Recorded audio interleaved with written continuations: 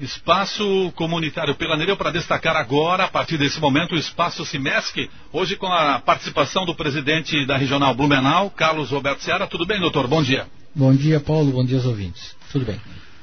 Hoje conosco também aqui no Espaço Cimesc o doutor Erial Lopes de Aro. Ele é advogado, ele é do Departamento Jurídico do Cimesc, da capital. Tudo bem, doutor? Obrigado pela sua participação. Bom dia, PC. Bom dia a todos os ouvintes. Eu que agradeço o convite e estaremos sempre que fomos chamados aqui.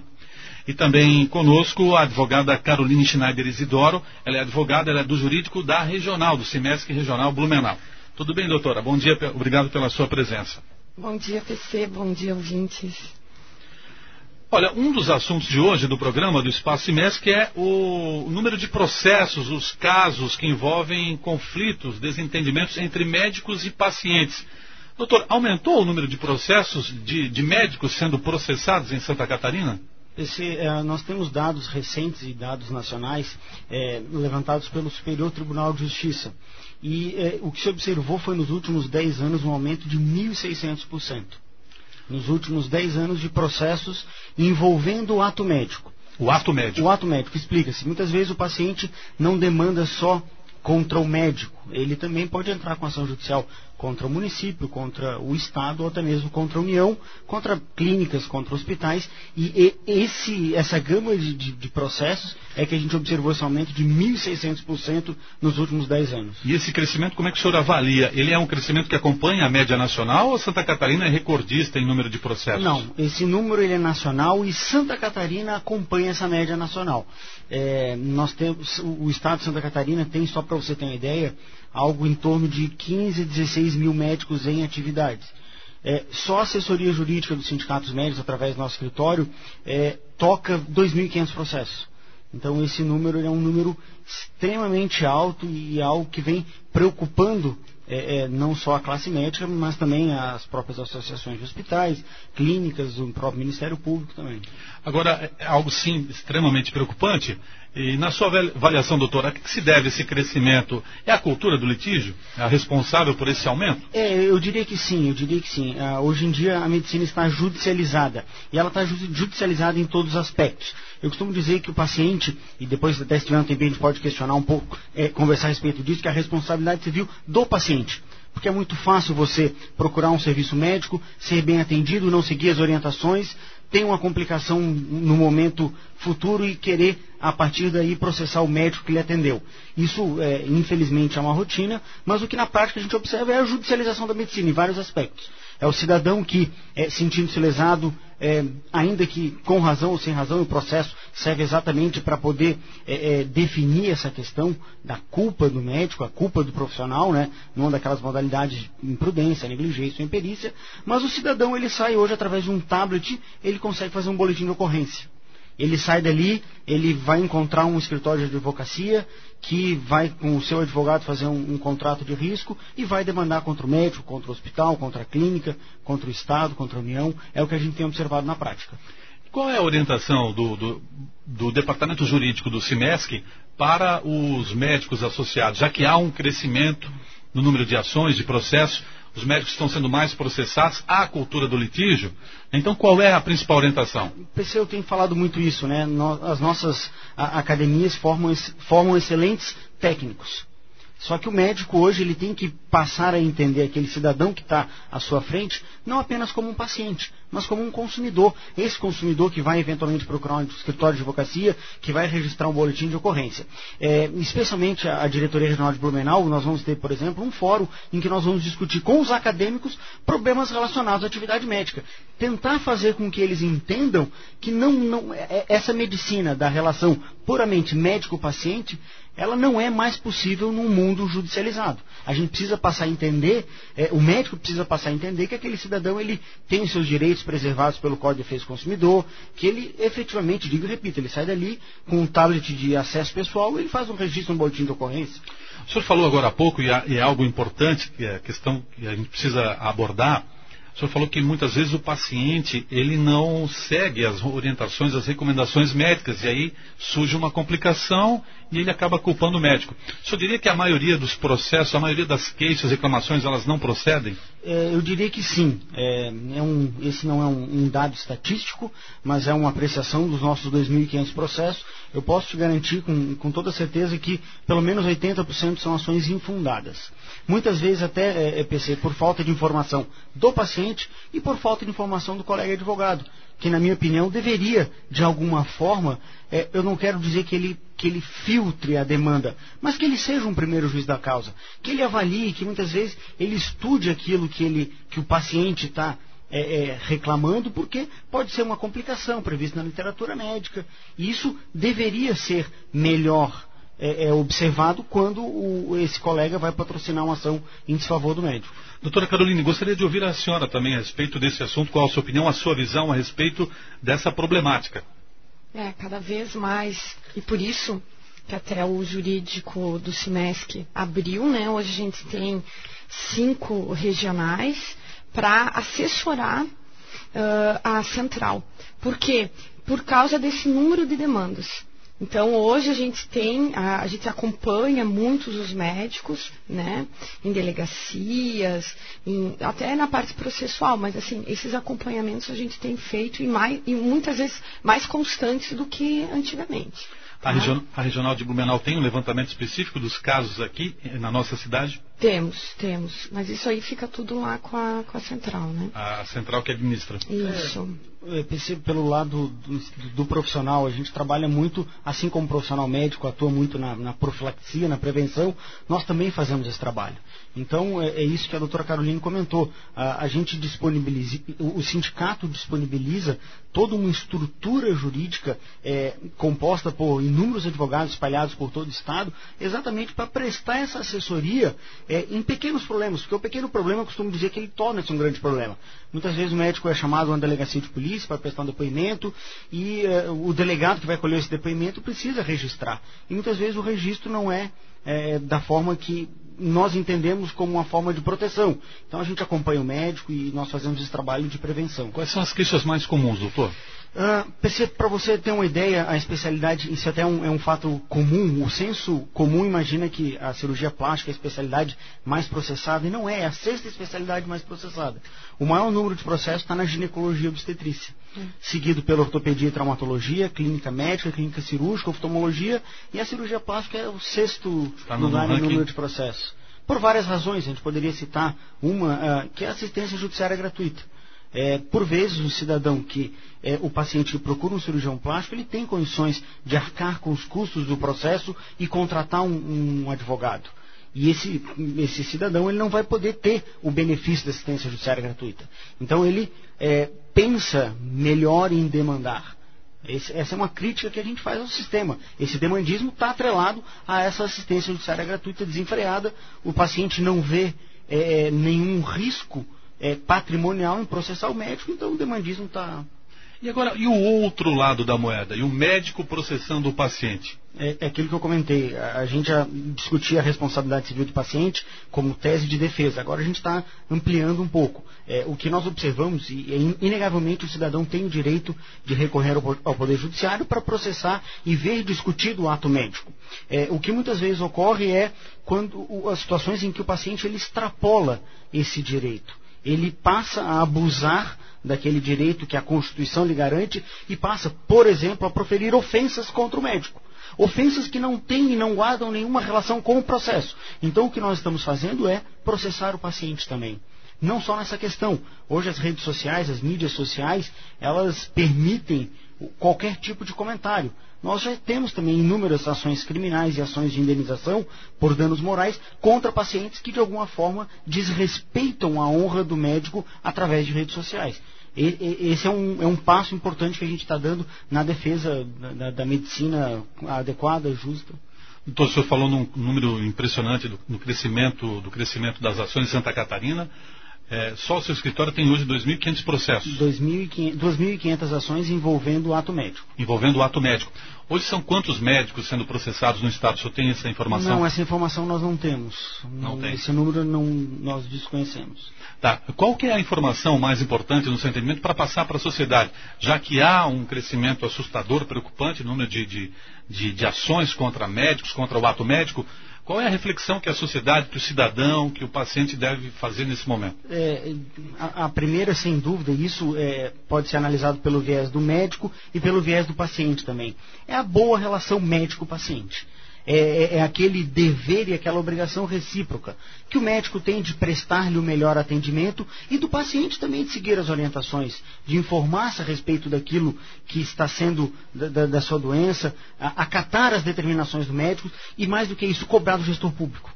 Porque muitas vezes, o que a gente observa é isso. É o médico inserido num verdadeiro caos, só que ele aponta, ele que vai dar a notícia boa ou ruim, mas é ele que vai dar essa notícia, e o que a gente observa é o médico sendo espetado por todos os lados.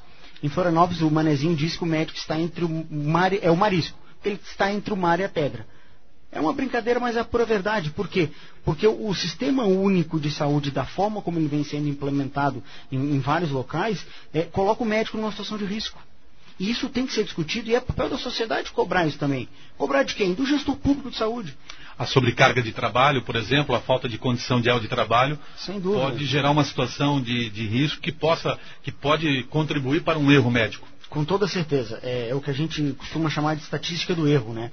Um profissional que está inserido na emergência de um hospital público de porta aberta, que atende 100 pacientes num turno de 4 horas, inevitavelmente pode ocorrer um erro.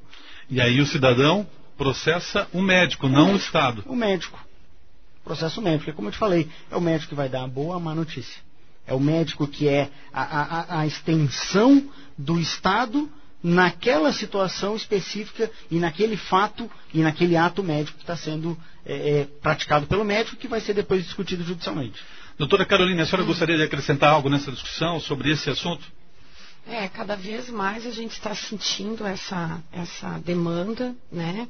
Esse problema que hoje o médico está enfrentando, que a gente fala assim, sempre é colocada a figura do médico, né? E às vezes tem outras pessoas, todo o sistema também, outros né? Elementos, né? Todo o sistema também tem as suas carências e precisa ser analisado. E não é isso que é colocado um médico na frente, como ele fosse a parte-chave da solução do problema da saúde pública. E não é.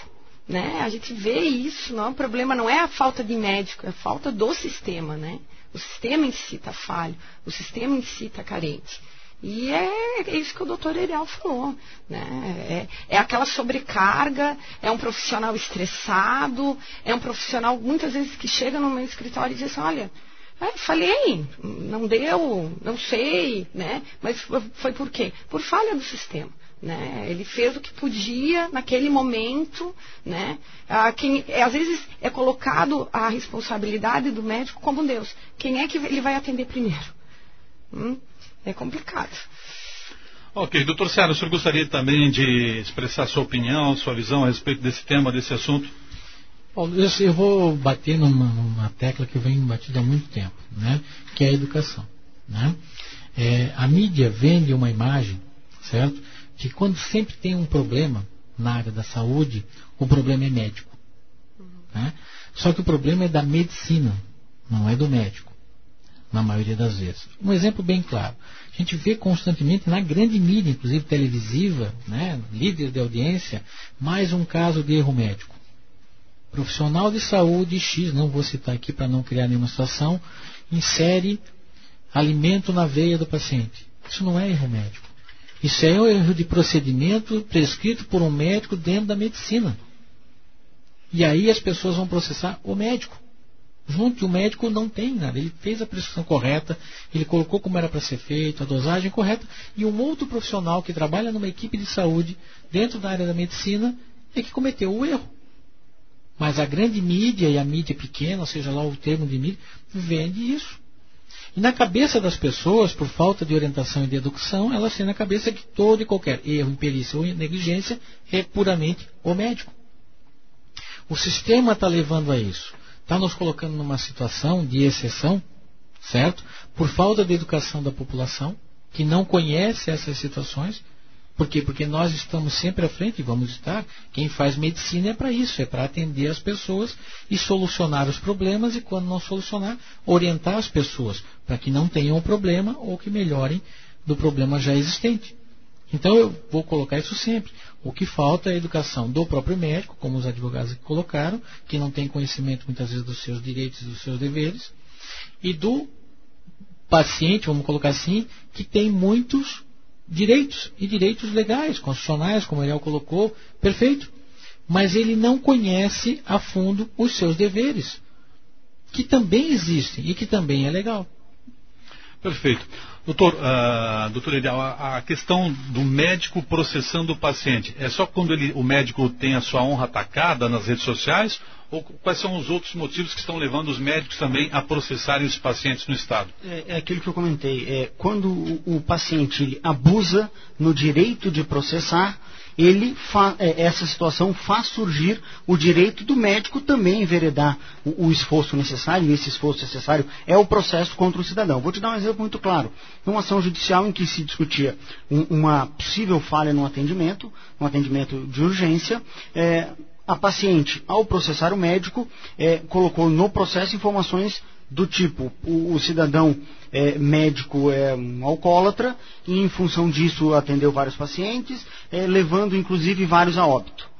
Pois bem, ela tem o direito de processar o médico? Sim. Ela tem o direito de questionar o ato médico praticado naquela circunstância específica? Sim. Ela tem o direito de lançar informações como essa que não tem nenhuma relação com o processo, com aquele caso? Não, ela não tem esse direito. Nesse caso especificamente nós entramos com ação criminal contra essa paciente e também uma ação de indenização por danos morais.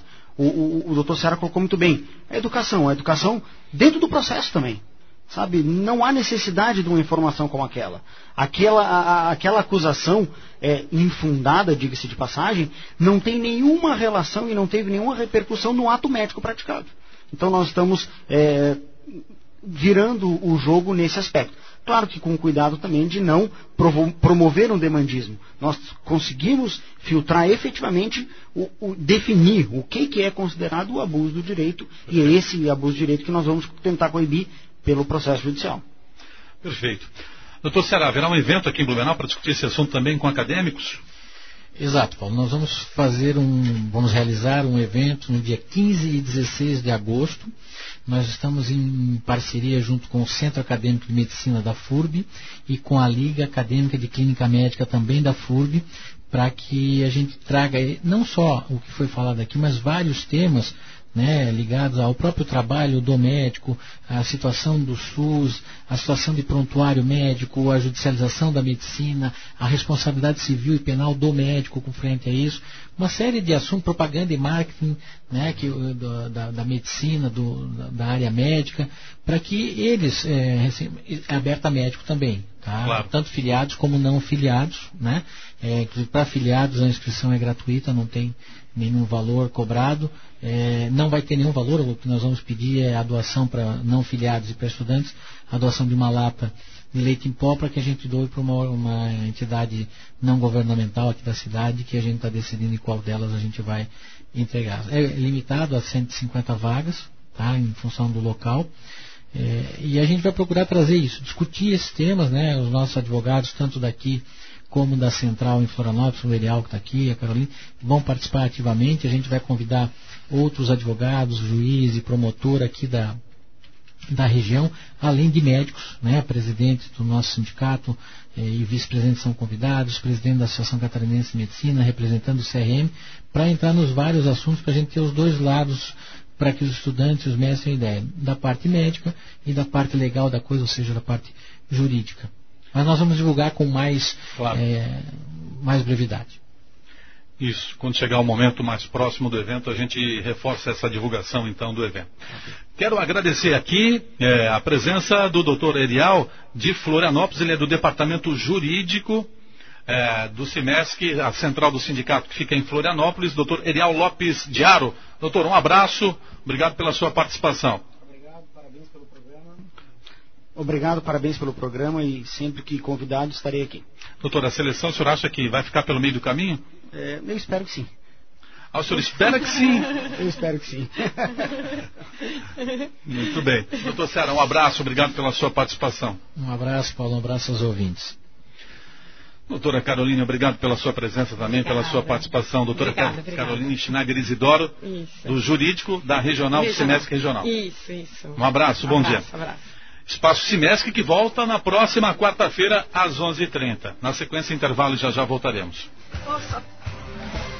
O Conselho Superior das Entidades Médicas de Santa Catarina convida os médicos e estudantes de medicina a participarem do 17º Fórum das Entidades Médicas, que ocorrerá nos dias 27 e 28 de junho no Hotel Montes, em Brusque. A relação do médico e a política é o tema principal do evento e a sua participação é indispensável. Somente juntos poderemos mudar o atual cenário político brasileiro. COSEMESC, Conselho Superior das Entidades Médicas de Santa Catarina.